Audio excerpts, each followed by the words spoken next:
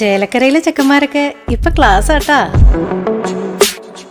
അതിനൂതന hi tech സാങ്കേതിക വിദ്യകളോടെ വൻ നഗരങ്ങളെ പോലും വെല്ലുന്ന സൗകര്യങ്ങളുമായി നമ്മുടെ ചേലക്കരയിൽ Naturals beauty parlour, doctors tower, near bus stand, Chelakkara. ഭാരതപ്പുഴയിൽ കണ്ടെത്തിയ മൃതദേഹം റിട്ടയർഡ് റെയിൽവേ ഉദ്യോഗസ്ഥന്റേതാണെന്ന് തിരിച്ചറിഞ്ഞു. ഷൊർണൂർ സ്വദേശി ലക്ഷ്മണനാണ് മരിച്ചത്.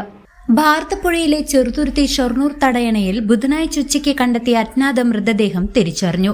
ഷൊർണൂർ നോർത്ത് മുതലിയ സ്ട്രീറ്റിൽ താമസിക്കുന്ന പരേതനായ നാരായണന്റെ മകൻ 64 വയസ്സുള്ള ലക്ഷ്മണനാണ് മരിച്ചത്. റിട്ടയർഡ് റെയിൽവേ ഉദ്യോഗസ്ഥനായിരുന്നു ഇദ്ദേഹം. ചൊവ്വാഴ്ച വൈകിട്ട് 4 മണി മുതൽ ഇദ്ദേഹത്തെ കാണാനില്ലെന്ന് കാണിച്ച് ബന്ധുക്കൾ ഷൊർണൂർ പോലീസിൽ പരാതി നൽകിയിരുന്നു.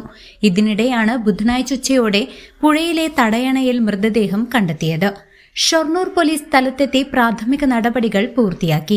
പോസ്റ്റ്മോർട്ടം നടപടികൾക്ക് ശേഷം വ്യാഴാഴ്ച മൃതദേഹം ബന്ധുക്കൾക്ക് വിട്ടുനൽകും. കമലമാണ് ഭാര്യ. മക്കൾ Rakesh, Revathi. News desk CCV.